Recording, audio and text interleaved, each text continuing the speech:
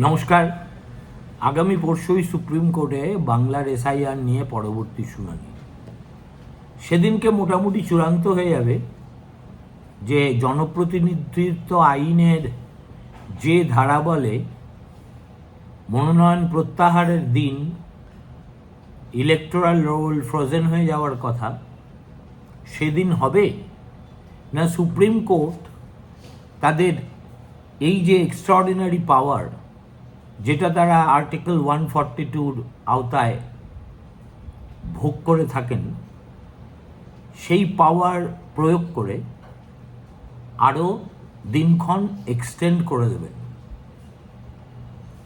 আমার একটা গোড়ায় দ্বন্দ্ব ছিল যে সুপ্রিম কোর্ট এ কাজ করতে পারেন কি পারেন না।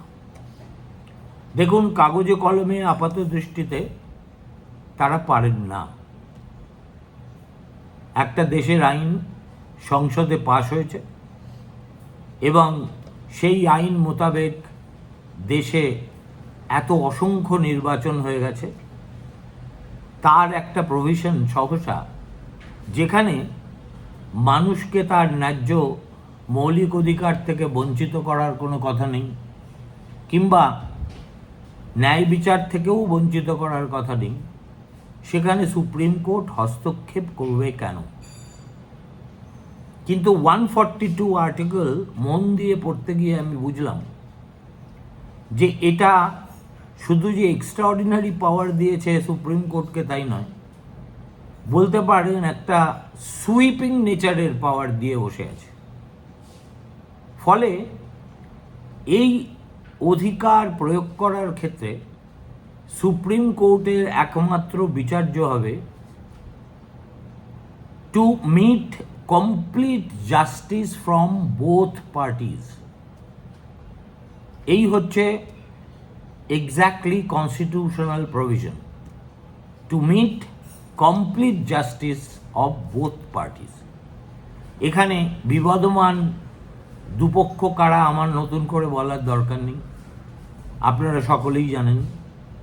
এবং এই যে তীব্র বাদানুবাদ অনেকটাই আমাদের টেলিভিশন চ্যানেলের সান্ধ্য বাসরের মতো সুপ্রিম কোর্টের এজলাস কক্ষ হয়ে যায় যখন বাংলার এসআইআর নিয়ে শুনানি চলে, তাতে কে কি চাইছেন সেটা পরিষ্কার। এই যে গত দিন শুনানির সময় শ্যাম দিওয়ান তাদের যে উইশ লিস্ট সুপ্রিম কোর্টের কাছে পেশ করেছিলেন, তার একটা অন্যতম দাবি ছিল যে ভোটার লিস্টে অন্তর্ভুক্তিকরণের মেয়াদ এই রিপ্রেজেন্টেশন অফ পিপলস অ্যাক্টের অনুযায়ী না করে যেদিনকে ভোট তার 7 দিন আগে এটাকে ফ্রিজ করে দেওয়া হোক। আমার প্রশ্ন ছিল, এটা কি করা সম্ভব? এবং এ নিয়ে আমি গত কয়েকদিন ধরে বেশ কয়েকজন সংবিধান বিশেষজ্ঞর সঙ্গে কথা বলে যা বুঝলাম যে সুপ্রিম কোর্ট যদি চায় তাহলে অবশ্যই তারা এই কাজটি করতে পারেন। অর্থাৎ তারা যদি মনে করেন ভোটদানের একদিন আগে, যে কথা সূর্যকান্ত একবার বলেছিলেন, একদিন আগে পর্যন্ত নতুন নাম অন্তর্ভুক্ত করা যাবে, তাহলে সেটাও করা যাবে। কেন করা যাবে না? টু মিট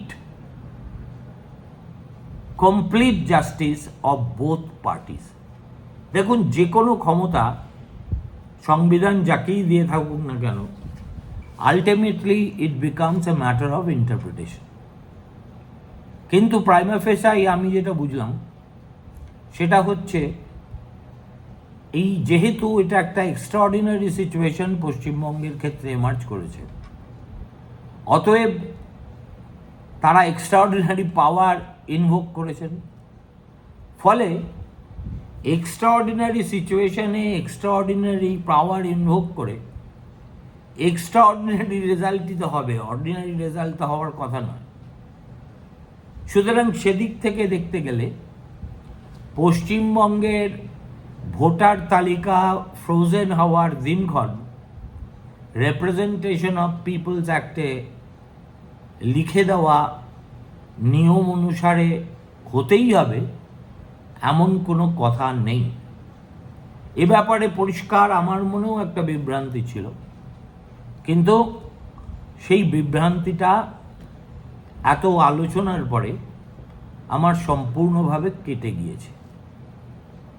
এখন প্রশ্ন হলো, এই আজকে দেখছিলাম অভিষেক বন্দ্যোপাধ্যায় খুবই নাটকীয়ভাবে নির্বাচন কমিশনে প্রবেশ করার আগে এক্স হ্যান্ডেলে কী সব হাবিজাবি লিখেছেন, যার অর্থ আমি করেই উঠতে পারিনি। তারা বোঝাতে চেয়েছেন যে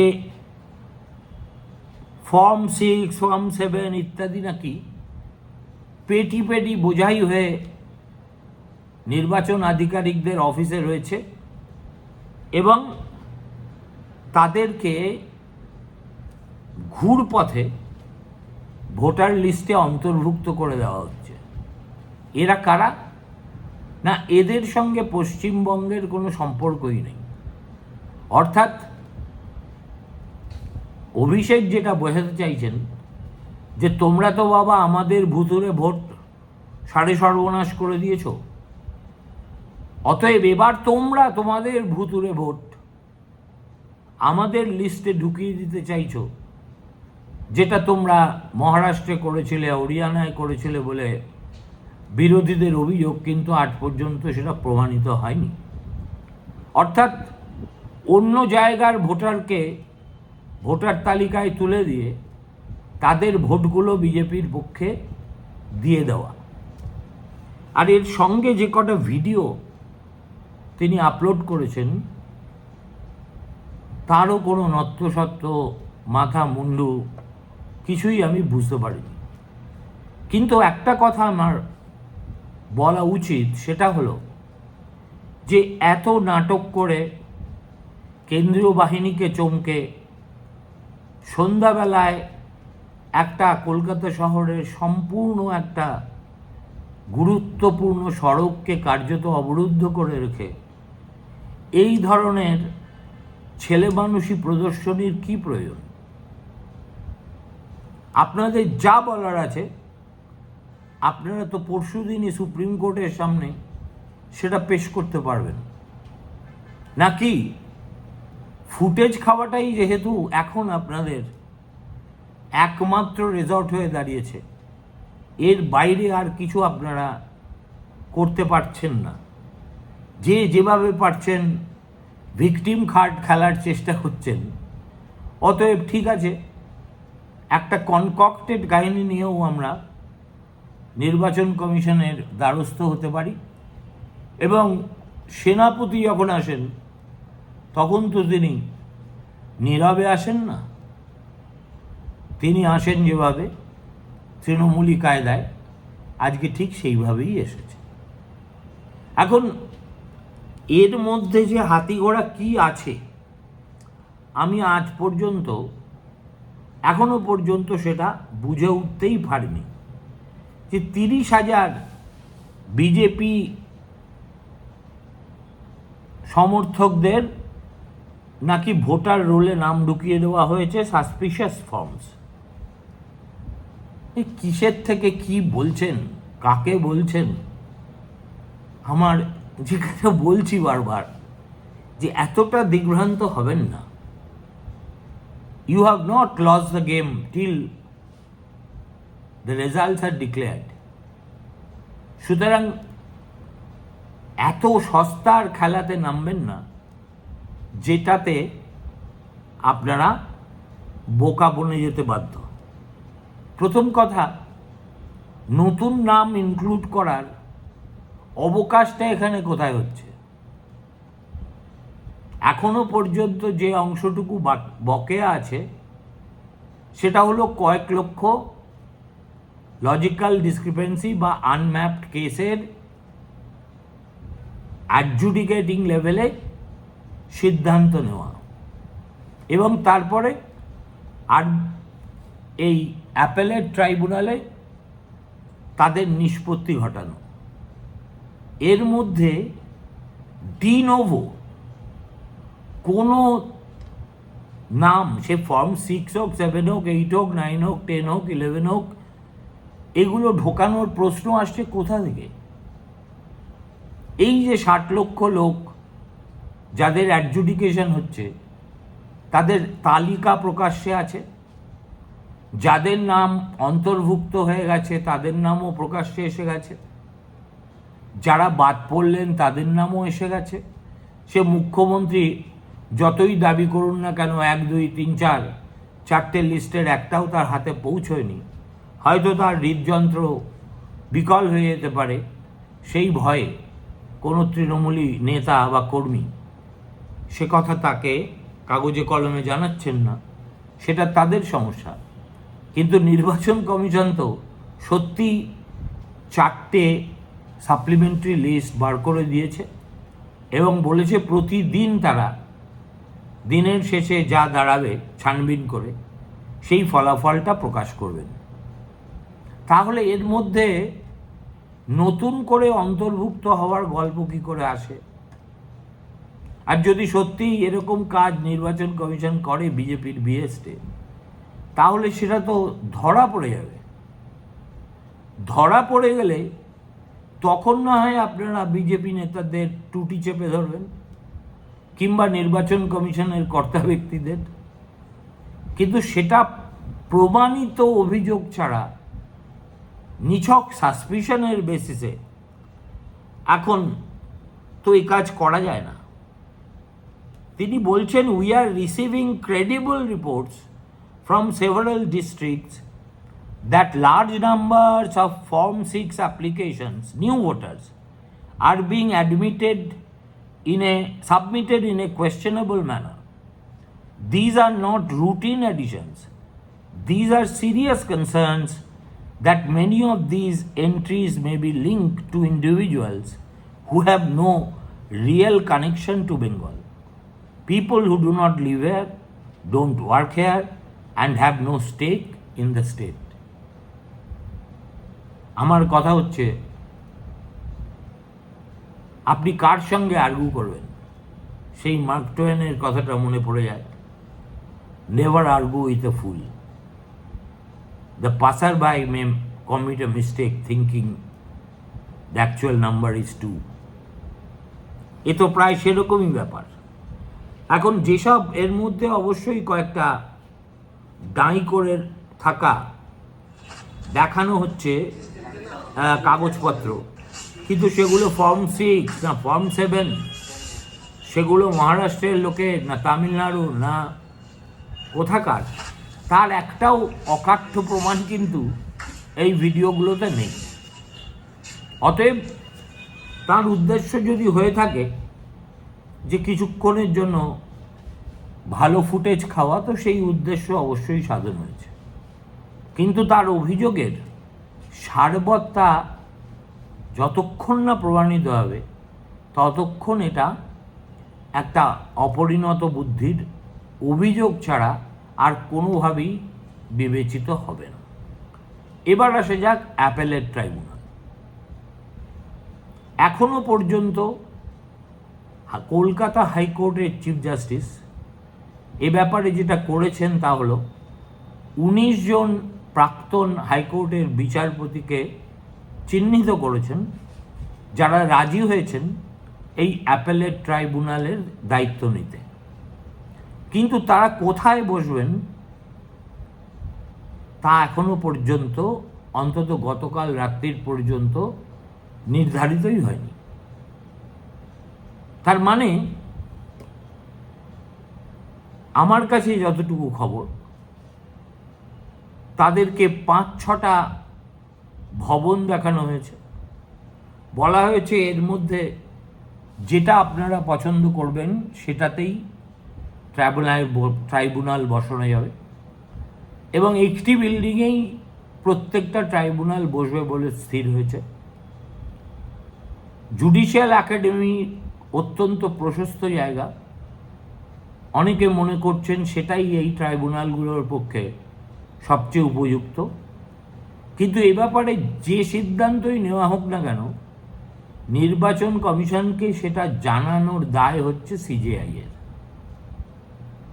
আর উনি যদি একটা জায়গা ধরুন আজকে রাত্রের মধ্যেই নির্বাচিত করে দিলেন, তাহলে কালকে থেকেই যে আরবিট্রেশন শুরু হয়ে যাবে অ্যাপেলের ট্রাইব্যুনালে, এমনটা তো নয়।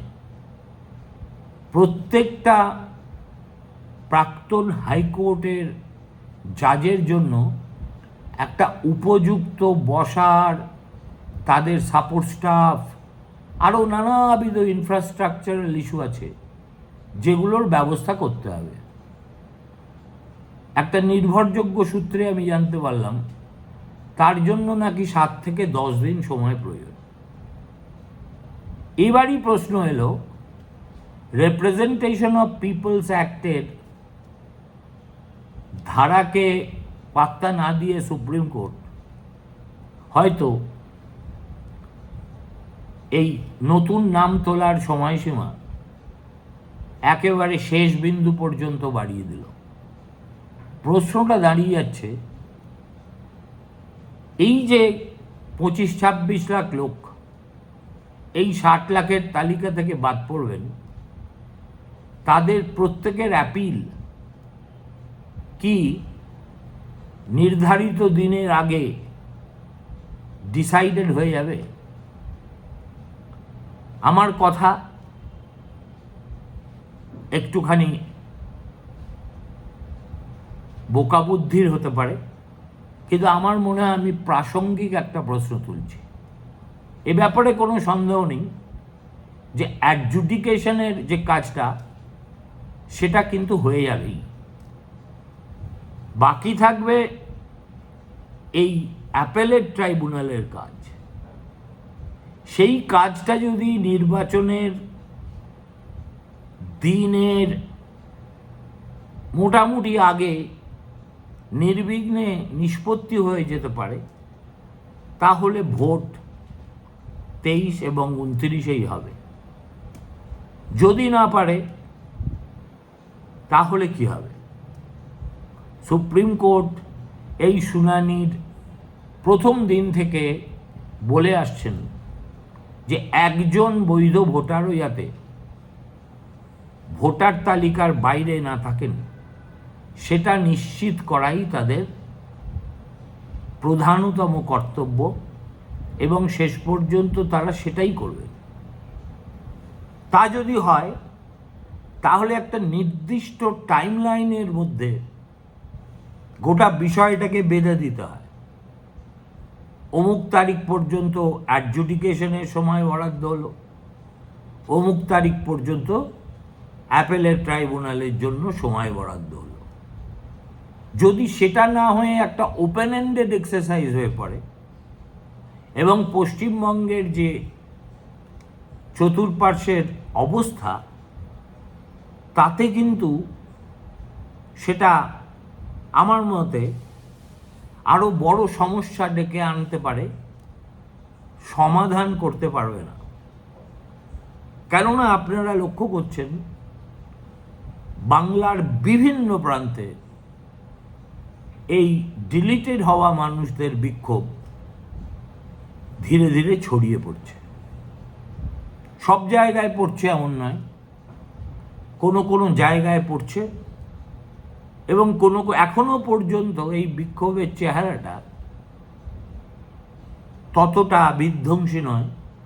কেননা তাদের মনে এখনো আশা আছে যে হয়তো অ্যাপেলেট ট্রাইব্যুনালে গিয়ে তারা সুবিচার পাবে। কিন্তু এখানে একটা বড় রাইডার আছে, সেটা হলো অনেকে এখনো মনে করছেন যে এই অ্যাপেলেট ট্রাইব্যুনালে তারা নতুন ডকুমেন্ট দিতে পারবেন, তারা নিজে হাজির হয়ে শুনানি করতে পারবেন, কিংবা উকিল পাঠিয়ে তার প্রতিনিধিত্ব করতে পারবেন। আমি সবিনয়ে বলে দিচ্ছি, এর কোনোটাই এই অ্যাপেলেট ট্রাইব্যুনালে হবে না। অর্থাৎ আপনি যদি মনে করেন যে জুডিশিয়াল অফিসাররা আপনার সব ডকুমেন্ট দেখে এই সিদ্ধান্ত নেননি, সেই জন্যে আপনি নতুন করে আর 4টে ডকুমেন্ট ঢুকিয়ে দেবেন, নট অ্যালাউড। কেননা অ্যাপেলেট ট্রাইব্যুনালের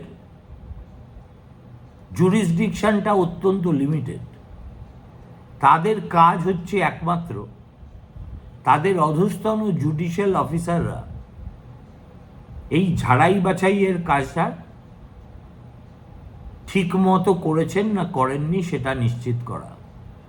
অর্থাৎ যেসব তথ্য প্রমাণের ভিত্তিতে তারা কাউকে অন্তর্ভুক্ত করেছেন অথবা বাদ দিয়েছেন, সেই কাজটুকু ঠিক হয়েছে কিনা এর বাইরে অ্যাপেলেট ট্রাইব্যুনালের কোনো ডেমিট নেই।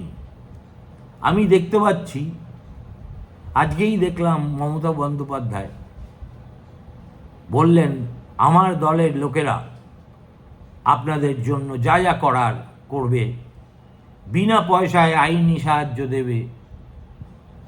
এত শত করার স্কোপ আপনারা পাবেন না। আপনাদের জাস্ট একটা প্রেসক্রাইব ফর্মে অ্যাপিল করতে হবে, আর তারপর গালে হাত দিয়ে অপেক্ষা করতে হবে আপনার আপিলের পরিণতি কি হলো তার জন্য। কোনো নতুন ডকুমেন্টের স্কোপ নেই, কোনো রকম শুনানি হওয়ার স্কোপ নেই, কোনো রকম উকিল মোক্তার পাঠানোর অবকাশ নেই। সুতরাং খুব লিমিটেড জুরিসডিকশন নিয়ে এই অ্যাপেলেট ট্রাইব্যুনালগুলো কাজ করবে। প্রশ্ন হলো যথাসময়ে তাঁরা কাজটা শেষ করতে পারবেন কি পারবেন না। তার চেয়েও বড় কথা, বর্তমান পরিস্থিতিতে তাদের করতে দেওয়া হবে না হবে না। কারণ ইতিমধ্যেই অনেক খবর আসছে যে এখন যেসব বিচারক এই কাজটা করছেন তাদের বেশ কয়েকজনকে হুমকির মুখে পড়তে হয়েছে। সুতরাং কোনো পক্ষ যদি বোঝে যে পায়ের তলার থেকে মাটি সরতে সরতে সরতে সরতে এমন অবস্থা হয়েছে যে ভোট হওয়ার আগেই আমি গর্তে ঢুকে যাব, তাহলে অসভ্যতার মাত্রাও কিন্তু সমানুপাতে বাড়ার সম্ভাবনা। কেননা ये बंगाल है। ভালো থাকবেন, শুভরাত্রি, নমস্কার।